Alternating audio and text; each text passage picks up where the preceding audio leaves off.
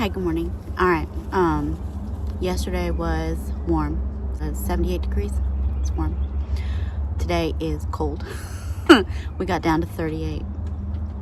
I didn't think that was supposed to happen. Those tomatoes hate me. They hate me real hard right now, and I apologize to those tomatoes.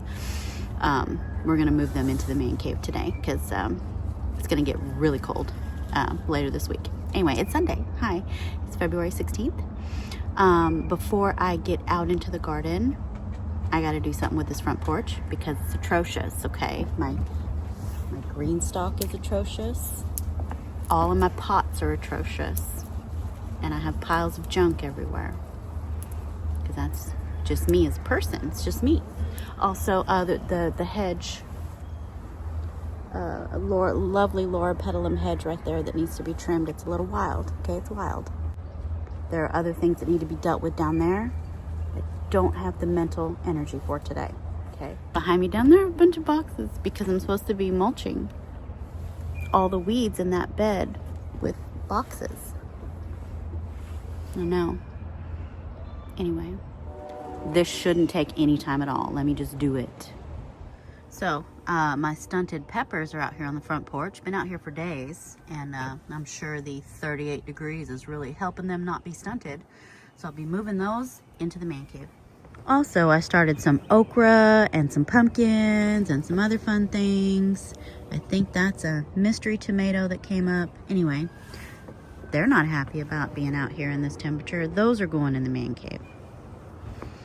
And then I have my well, these are my loofahs that I picked last year, and they're just sitting here. Need to take those in the house. This is some kitchen scraps and quail eggshells. Been sitting here for a couple months. That needs to go. And then, of course, you know, just trays that are just holding water. This is my sunflower from my WIG, mystery sunflower. That probably doesn't like it cold. The rose branches that I trimmed a few weeks ago, I trimmed that bush down there when I did the mulching. I did a bunch of mulching back here with cardboard, and I still need to finish the mulch. But I trimmed that rose bush, and I stuck the sticks in here because I wanted to propagate like I did with the Bliss Parfuma. And sitting here in this water, it actually leafed out. Like it leafed out just sitting in water. That's kind of fun. So I do need to take some of these cuttings in the house and get those propagated today. It's a really fun rose bush. So this is the bush that those cuttings came from, and this rose is called Marie Pavie, and it makes a beautiful, soft, little pink rose that is so fragrant. Oh my gosh, it's so fragrant. I am worried about all these new tender leaves though, because we're supposed to get down to 26, and these are brand new babies. Oh, they're not even leathery. They're baby soft, so that's not good. But this is my Bliss Parfuma here, and this one has also leafed out with brand new leaves. So that kind of sucks that we're getting cold again, but I do need to take more cuttings of that Bliss Parfuma. And then I have Bliss Parfuma over here too, which is getting swallowed up by my Laura petalum that needs to be trimmed real bad. So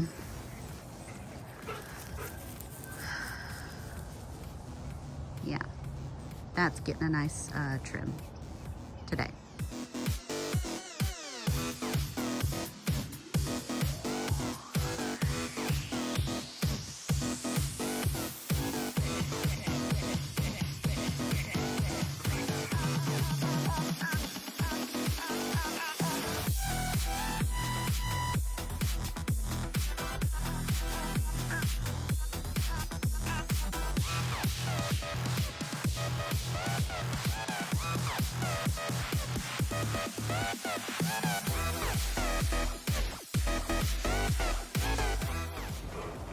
All right, so things look much better. Some fun surprises I found in the green stalk, which is cool. Okay, something fun. One of the things, there was a couple. These little green bits here, I did a little taste test just to make sure they weren't something I wanted, and they are something I wanted. This is my banana mint. My banana mint that died came back. So that's those little babies there. It tastes just like banana. It's very cool. And of course I have my stevia. Mandarin mint is spreading and I love that. I accidentally broke off a piece and so I planted it down there. But it's coming through all the sides. It's coming through, oh, it's coming through here. But this is my chocolate mint that came back. So I've been given a second chance. I've been given a second chance, okay, to have my banana mint chocolate mint tea with stevia. I didn't do it last year, okay, because I'm lame. As soon as these little babies are big enough to make a cup of tea, we're gonna have some chocolate banana mint tea. I know, my heart, I can't even, I'm so excited. Okay, let me show you a couple more things. Okay, so this I found after the last freeze. This is more stevia that came back. I'm so excited. That's very healthy and robust. My onions from last year are stunted, but I mean, they're alive. They're just not doing anything. Talked about the chocolate mint. Whatever was in here died. Oh, I think that was strawberries. More of that mandarin balm coming through. More stevia. And I forget that this is over here because I can't see it from my office. So my office is right there. That's where I sit all day long. And I look at this thing and I didn't realize that I had all that stevia over there. Everything else on this side is gone, including my succulents. They melted in the freeze. But I see a fun surprise. Look at that. This is one of my red and yellow wonder strawberries. It's still alive, tucked in there. I guess because it was sheltered from the cold. And there's a weed. So we'll just pull that out. So that's the green stalk. And this will get moved over to the greenhouse once the greenhouse is done. I think it'll be better served over there. And it'll look cute. These pots are done. Fresh soil. I did not scrub the dirty house. I need to. Look at all that mold. Look at that algae. But that's not this video, okay? I don't have the energy right now. I did sweep, but some of the leaves are just stuck in the porch, so that's just gonna be there. That's fine. Fresh soil here. The lavender that was in here died. And I did bury some jewels of opar. There was some jewels of opar in there coming up, and I buried it. But I think the jewels of opar would be a great addition right here because of their growth habit with the chartreuse foliage and the tall spikes of jewel beads in these tall pots. I think that could be very architectural. So I think I am gonna go look for my seeds. I have some jewels of opar seeds that I've saved, and I may just go ahead and seed the tops of those. Those are almost impossible to kill. So that would be actually a good addition for this hot front porch, is to have tall, beautiful spikes of jewels of opar. These here, I'm not sure what I want to do. I'm thinking I might want to go with a single element instead of trying to do a decorative pot. I keep trying to do these Laura with Garden Answer decorative pots with, you know, like 5 different kinds of plants in there, all color coordinated, and mine always look like garbage. So I'm thinking of going with a single element, like that pink salvia, that pink and white salvia I did last year. If the whole pot was just that pink and white salvia, or if I did like a shrub rose, or a miniature rose, just do that rose and let it fill the pot. You know, just have one thing. Even the blue plumbago, that looks really pretty up against the house, that baby blue. But I'm thinking of going with a single, let's do a single thing this coming year. So we'll see what happens there. That corner cabinet shelving thing there that I got from Drell, that's gonna go inside the greenhouse, but it's just set there for right now. But I have another one in the house. Both of them will be going in the greenhouse. That's gonna look so pretty with my blue furniture. Like I said, I'm gonna take cuttings. I'm gonna snip off individual cuttings and pot these up today.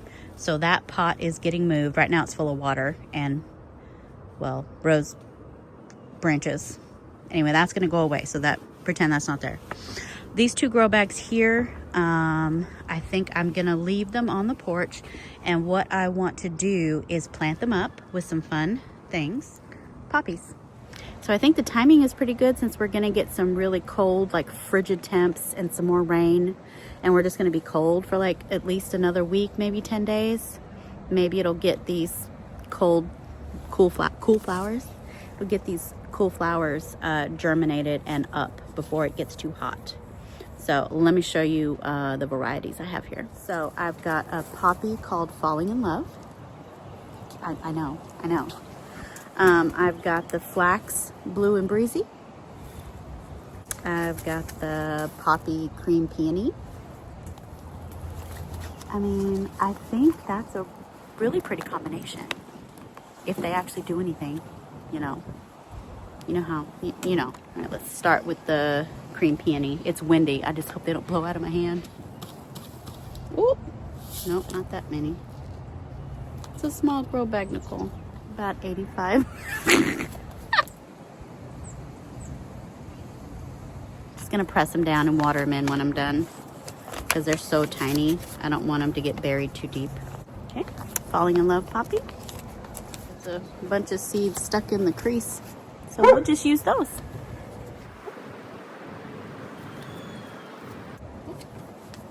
That was easy. And then blue and breezy flax. Oh, days to emerge, 20 to 25 days. So we're not gonna see anything till March. They look just like, well, they are flaxseed. They look like flaxseed. Yeah. And then for the smaller grow bag down below, I'm just gonna do the flax, just straight flax.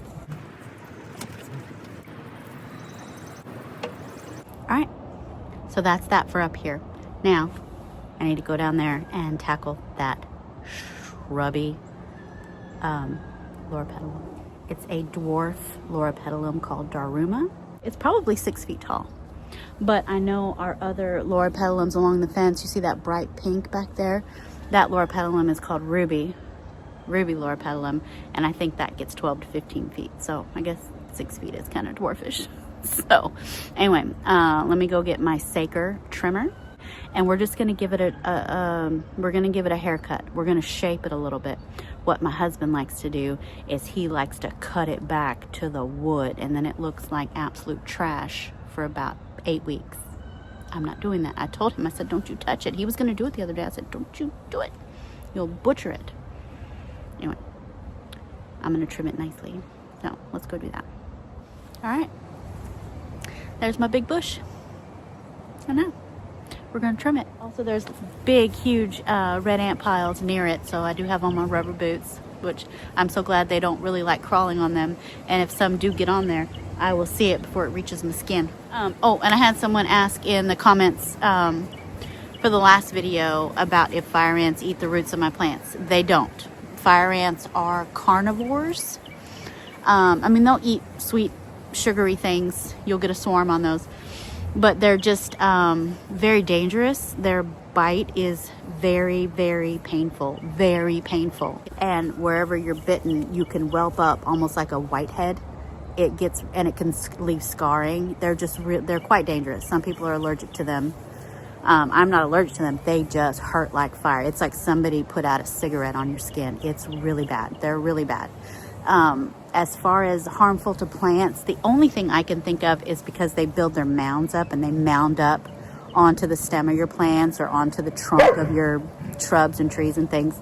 They could possibly kill the plant just from all that dirt being mounded up on there, or maybe from disturbing the roots, but they're not eating your roots. They're just a-holes. Okay. I have my Saker. I love this thing. I love this thing. I love it. Just wanted to jump in here real quick and let you know that we are going to lose a lot of blooms. So those little pink dots are going to be beautiful pink French flowers in a couple of weeks, if not days. But I have to trim this now, because if I don't, my husband will come out here when I'm not looking and he'll hack it. Can't have that.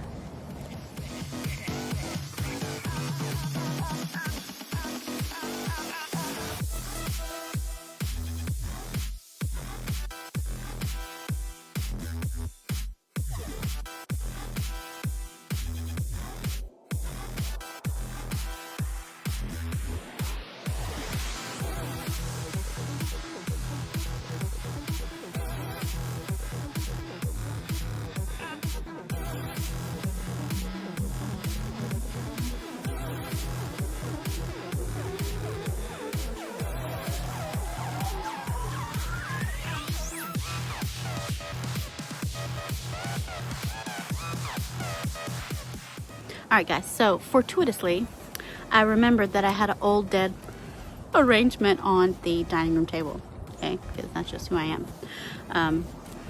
The rose doesn't even smell anymore, but I put some jewels of opar in there, and all of those little jewel beads are full of seeds. So I'm gonna strip all the seeds off of here. So there's little, ooh, it's all gonna blow away. But see the little teeny tiny black seeds, the little black ones, that's the seeds. I'm gonna sprinkle those in those tall black pots. And we're gonna get some jewels of opar. Can you imagine all of these little jewel sticks sticking up out of those black pots there? I think it could be cool. My ideas always suck when it comes to pots, but let's try it.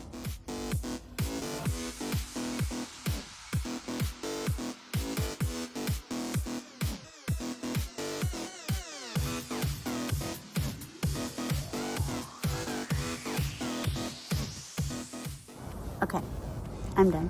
I'm done. I'm like so done. I've been doing this for hours. I think it's about 11, and I think I came out here like at 8. It takes time. Things take time. They take time. Anyway, let me show you what I've done. I'm real proud. It's not a great job. It's not even a complete job. I could have swept a little more. I could have done more.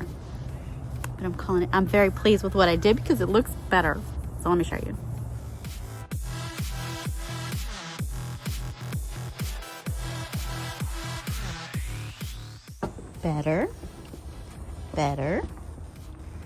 Better. Shrub looks better. Pots look better. Pots look better. No more junk. That'll be gone later. Still have to take my cuttings. So, not bad. Not bad. Now let's go look at my bush.